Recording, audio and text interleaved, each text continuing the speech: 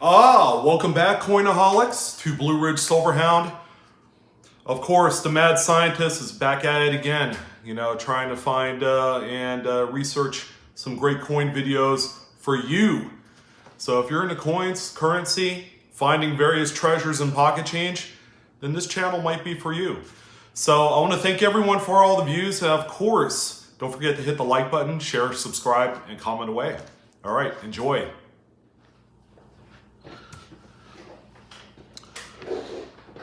Good afternoon, everyone.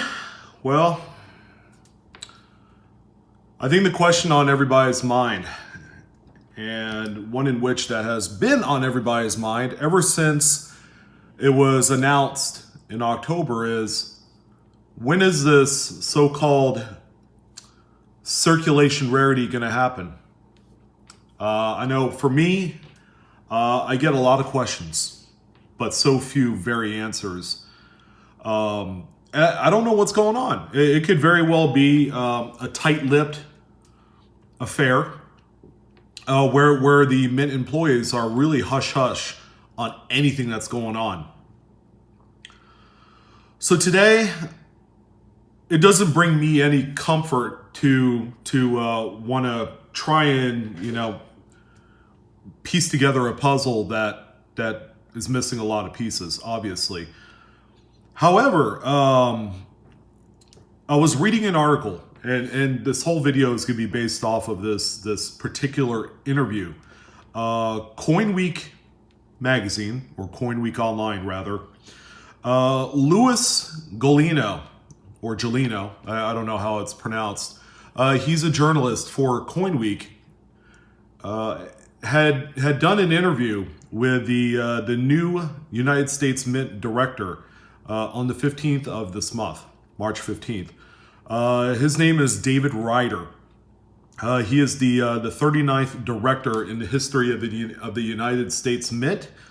He assumed his role, and by the way, this is all available. That information that is available on CoinWorld's website, or Coin Week. Sorry, my bad. Coin Week magazine. And down below, I'll have a link to the story. So that's important. So that way you guys can actually read, some of the details. So Mr. Ryder, again, 39th director of the United States Mint, assumed his role May 31st of last year. So a couple more months, he'll be there about a year. Extensive professional experience relevant to running the Mint.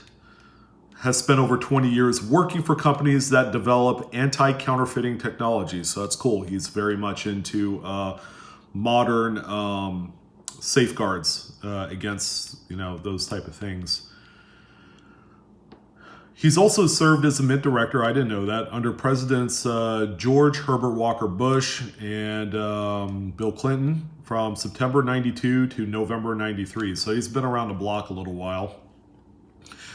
But anyways, in this line of questioning in this interview, okay, there were a number of things being talked about, okay? The most important thing, what I alluded to at the beginning of the video, will be discussed in some way in here, along with some other things, okay? I think I'm gonna leave the whole circulation rarity piece to the end of it. I'm gonna read a few pieces of this article to you, and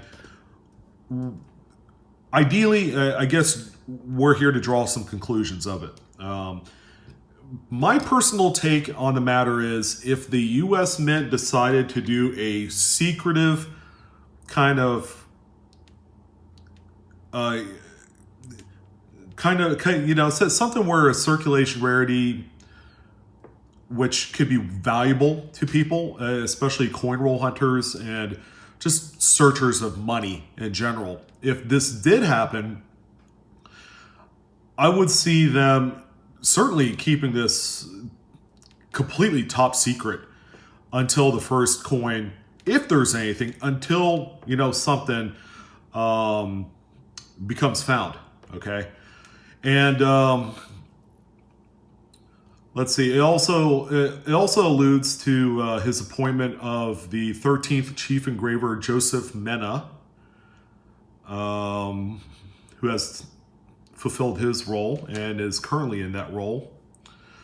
So I'm gonna go ahead and read some items on this verbatim. Okay, so it's gonna be as you see it in the article. And yeah, feel free to check it out whenever you'd like. But I wanted to formulate my own opinion on what we have here.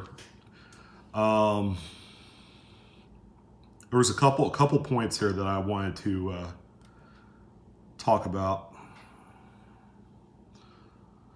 All right, so the first piece of it is the actual design work of the coins. Okay, infusing new elements that are not only going to be loved but also highly collectible in the future. So Lewis asked, I am very interested in the coin design process and was pleased to learn of Joseph Mena's recent appointment as the Mint's chief engraver, and believe that, once again, having someone in that position will improve the designs that appear on the Mint's coins. Can you tell me more about the role he will play overseeing the coin design development process?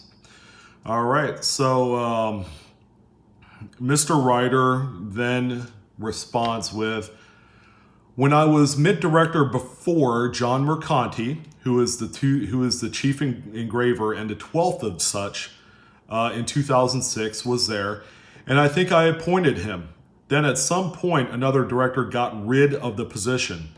One of the first things I did when I got here was to get the chief engraver position back into the Mint and engraving organization because I think it is important. I like Joseph's style and his enthusiasm for the job, and I think he will bring that to the Philadelphia Mint and engraver shop. I encourage them to do a much better job. Okay, so he already knew that there was some sort of lack of kind of fresh ideas, and maybe the execution of all of the designs was a little bit left to be desired. I encourage him to be creative, and along those lines encourage the CCAC, which is the Citizens Coinage Advisory Committee, to be more creative in their selection of designs. I have been very vocal with our design staff to be more creative. I like the Artist Infusion program to get more artists involved. I like that idea. Being able to untap resources outside the Mint to help kind of characterize the designs for future coinage is important. Again, if we look back in history, that's how it's always been done, especially within the classic commemorative program. For those of you that are, sorry about that. So for those of you that are familiar with the way that works is they do these open competitions for a specific event, okay? The commemorative coins is such an easy target to discuss about the Artist Infusion program because of what it is. It's a one-year type program, okay? I am a big proponent of changing the status quo as far as designs. Okay, that's refreshing. That's nice to hear, you know? Well, why stay with the stagnant old same narrative, right? And Treasury Secretary Stephen Mnuchin is very involved in the process. I think with Joe on board and a different philosophy going forward with designs, I think it will go a long way. There are still things out of my control in the context of how designs are selected, but going forward, I plan on being a proponent to help legislators better interpret the legislation and be more creative as far as designs, and to have language that gives designers more freedom. So I am a big proponent of changing the status quo. Bravo. Bravo, Mr. Ryder.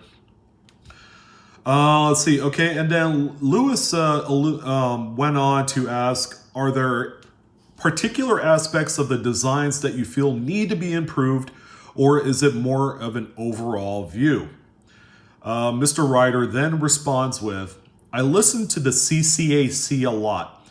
I have met the Commission on Fine Arts and think the Mint has done a pretty good job on selecting designs, but I think we could do a better job. We need to try things that have not been tried at the Mint.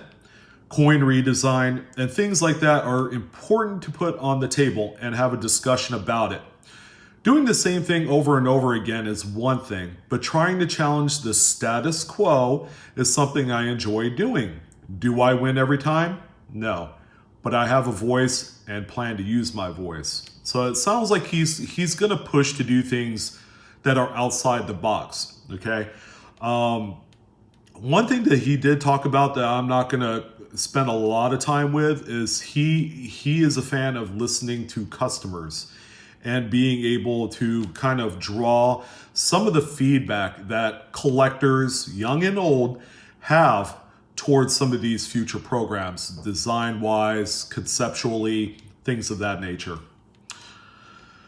Okay, now this is very interesting. So Lewis then pointed out, and I quote, or he quotes, in addition to the planned 2-coin $half Apollo 11 50th anniversary set to be released in conjunction with the Royal Australian Mint, are there any other programs in the works with other world mints, such as a possible 3-coin North American mint set you discussed last summer at the ANA show or others? Okay, I like collaboration. Mr. Ryder then responded with, this is always a work in progress. I have an interesting program with the British Royal Mint on the 400th anniversary of the Mayflower landing in America. Ugh! That sounds exciting. That is no, with all due respect, okay? I respect the Lions Club, but that's bullcrap. They need to do something like that. 400th anniversary of the Mayflower. Wow, that sounds promising. We are working a joint project with them that has come quite a long way. I hope to have that out yet this year, and the Royal Mint is very keen on the partnership. I am working with the Canadians, the Royal Canadian Mint, on doing a joint venture project. Ooh, okay. Again, hopefully this year, and have been in discussions with the Spanish, and am also in conversations with the Italians on something that is not as far along. But you have to start the conversation. So here's what I like about Mr. Ryder, is that he is going outside the box and doing some of the things that some of the other mints are doing already.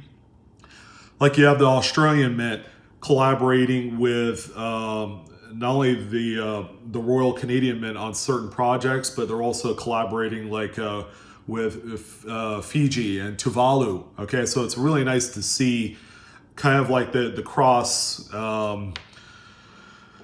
I don't know. I mean, I could see a lot of things rubbing off on each other. He even alluded to doing coins with little privy marks. You know, that's what the Royal Canadian Mint does on their coinage and on their silver bullion.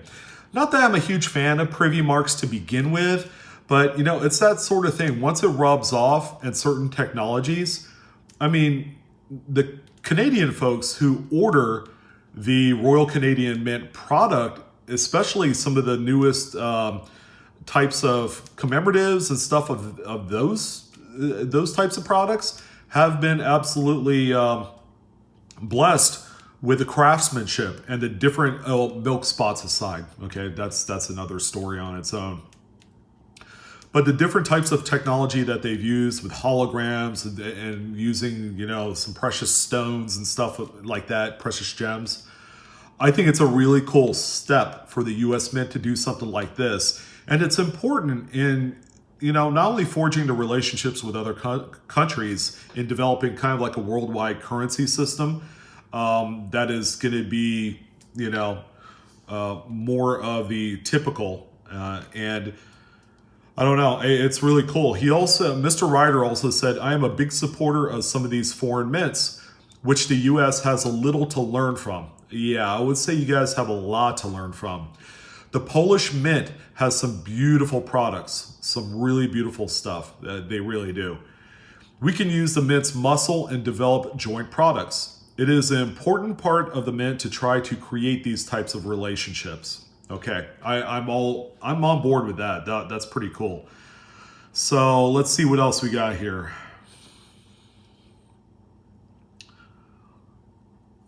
Okay, so he had talked about a little bit about Lady Liberty. I think I might leave that for you guys. He is thinking about kind of taking the term of liberty and going outside the box. You know, again, challenging the status quo. Because for the longest time, for a few centuries, okay, Lady Liberty has always been a woman, depicted on a coin. And I think based off of what I've seen here, they're wanting to go in a different direction. There are different interpretations of liberty, okay, to everybody. So they're going to try and employ the ideas of collectors and customers to make that happen, which is really cool. I like that. They've also talked about the rising cost of mint products and how to help alleviate some of the high prices because they've seen a drastic reduction in the amount of customers. Okay, Mr. Ryder had said that in about 20 years, they've gone from having 2.5 million unique customers to having only 500,000 customers in the database for the mint products. Okay, so that's people just like regularly. I'm one of them, by the way. Yeah, I know. But he talked about downsizing some of the product packaging because, take for example the most recent proof set with the 2019 W Lincoln set that was released. They would take the actual proof set and maybe individually capsulate each coin and put them in a plastic sleeve envelope. As an example, not saying that that's what they're alluding to, but they're trying to figure out some cost-cutting measures that's not going to cheapen the product, but that'll maintain the premium on such a product by being able to cut down. If they could shave maybe $2 or $3 off the actual price of these mint products by shaving down the cost of the packaging, I think there would be a lot of people that would be on board with that, because between 1985 and now, the price of mint products has gone up a huge amount of money, and it's really showing some of that pinch in consumers' wallets. All right, and then he talks about infusing more educational direction for getting younger generations of collectors into coins. So that's pretty cool. All right. So that whole thing about having 2.5 million customers in a database, that's when Mr. Ryder was the mint director before. So that was actually in 2006. That's 13 years ago. So that database has dropped down 2 million customers in 13 years. That's scary. It almost seems like that selling coins through the mint is like an antiquated product. And that kind of just goes to show you that the digital age has kind of affected that somewhat. All right. Yeah, so a lot of good stuff. But let's go ahead and because it was actually the first question that was brought up to Mr. Ryder. And it's, so Lewis had mentioned, and he quotes, last October during the third numismatic forum, okay, that was right around the time that I broke the story, you discussed plans to release a scarce coin into circulation. Is that still in the works? All right, get ready for this. I don't know if you'll like it. So Mr. Ryder had explained, as has been reported, we put out that penny, okay, and in brackets, the 2019 W Lincoln set in the proof set, the 2019 proof set, that was pretty popular. I would say it was. Another program has not been announced and will be in a similar product, but I can't yet go into details on that. I think the collector community will like it. I know the West Point penny has resulted in a dramatic rise in proof set sales, which tells me that has been pretty successful. I hope this next project will have a similar effect, and I plan on doing other things as time goes on. In order to start getting collectors more interested in this hobby, I constantly talk to marketing people about things that will generate interest. All right, so he left a lot of what I would feel like is pertinent update information, he left that out. And I think he did such a good job answering this question. And thankfully, he's had something to fall back on. Okay, and that's the 2019 W Lincoln Cent, let alone the series, the 3-coin series that's going to be releasing this year with the reverse proof, or with the silver set, sorry, and the general business strike uncirculated set. So he had this 2019 W penny to fall back on, so that way he could go into a little bit more in-depth conversation with some supposed program that is in the works, but he's not going to elaborate further with what that is. Although he did say a future program that will be sold and announced in a similar fashion. So does that mean it's going to be something that's going to be added to a standalone product? Okay, much like, you know, the 2019 proof set. Could there be a coin that they do not announce that they are going to add to, say, a future commemorative? All right, maybe they're going to do, you know, a 2019 W bronze composition set that they're going to release on some just out there product, like a future commemorative at the end of 2019. Again, what I'm saying is all speculative. At this point, we're kind of formulating, okay, well, Mr. Ryder didn't quite give us all the information we needed.